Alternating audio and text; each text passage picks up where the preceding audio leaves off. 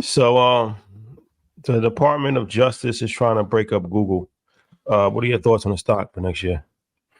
They struggle for a couple other reasons, but I'm going to be honest, they're not going to break that company up.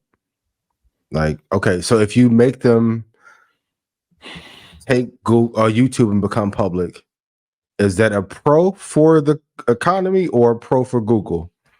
I wish you would take my most public or most valued asset and make that publicly traded as well. They're not going to break that company up. And let's be real, once you get to like this power and this level, I've always said that your goal is to have a monopoly. Google doesn't have a true monopoly. And they don't really have any great competitors. For everyone, and of course you have shout out all the amazing companies out there, but you don't have a video streaming company that is reliable as YouTube. Vimeo, great. Patreon, okay. But they have no, it's not because they made the landscape where it wasn't competitive. The offerings are not competitive. DuckDuckGo, I love for the privacy, but it doesn't give the same results as Google search engine. So I haven't seen any email providers at scale provide an amazing email service. Like a lot of these companies have not innovated, but to break it up, I think will be a mistake and will make Google even more powerful. So yeah, I don't like it. I saw the report. I didn't like it then. I don't like the talks of it. Yeah, it made me think of all of its use cases, obviously from a search engine standpoint, from a media streaming standpoint, but from a media standpoint for a lot of us, right? We're talking about this is the way we consume, not just like this is what everything. This is TV for us for a generation. So, yeah, hopefully not. This is in the portfolio, well documented. So, but if so, YouTube will be one of the best equities we all know to invest in ever. Yeah. And I would love to see what their profit margin is because they have the real model. I don't know if some people saw, but now you can put chapters and titles and put your own series on YouTube. CBS, Paramount Plus, y'all better get it in order. Because if they find a way for creatives to pay for their own content, and now we just give you the AdSense. I know y'all want to talk about CPM. I keep telling you, wrong business model. You know who it's right for? Google. I'm gonna pay you little pennies per thousand for your content that's not sticky and won't last past 2 days. Here's a notable idea: make content that'll last longer than a day. Not a media expert, but I've been around some. The content should last longer than a day. That's a fact. Yeah. Perhaps. That's a fact. Perhaps. Okay. So if you could only pick one stock between Amazon and Mercado Libre, which one would it be? Shout to Jeff Bezos, shout to Lauren, Jassy, the entire team at HQ at Amazon. I love you guys dearly. I like Mercado Libre a little bit better. Of course, Amazon stranglehold in the United States, amazing company. But the net profit margin for Mercado ended in June of 2024 was 8%. This is really a profit margin battle. Now, of course, is Amazon more like here?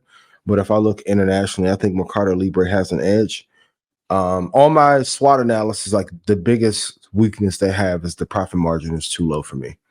It's been a stock club pick forever. It's been in my portfolio forever. But if I have to pick one or the other, and I think I talked about it in 2020 and 2021, so you would have 3x since then, more than likely.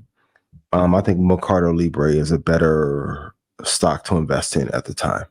Amazon may be a better company, but in terms of global equity, I think Mercado Libre is stronger. And if Jack Ma didn't go on his little vacation, Baba probably would have that lead overall as well. Yeah, their expansion, the global expansion is there for them. Insane. You're talking about markets, and you are right in the sense that it outperformed Amazon this year.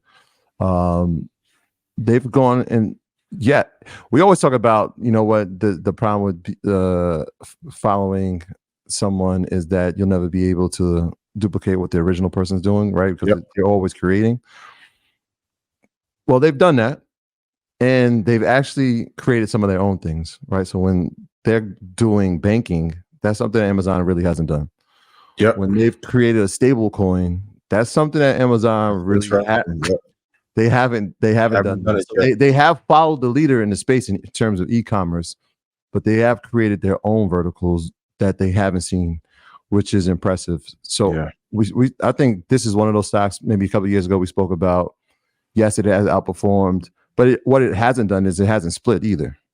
True. Right. So when you see the shares going over $2,000, at some point maybe that scales down into maybe they want more people involved in the stock. It's performed incredibly. E-commerce space. I mean, we just went to a store, Ian. Right. I try to drive to the store. Yeah. Every store is closed. It's only online. I don't even know. Like a month ago, it was here. So they have that in their favor. They're attacking e-commerce. They're catering to their audience, right? Like Latin America or Latin X or wherever.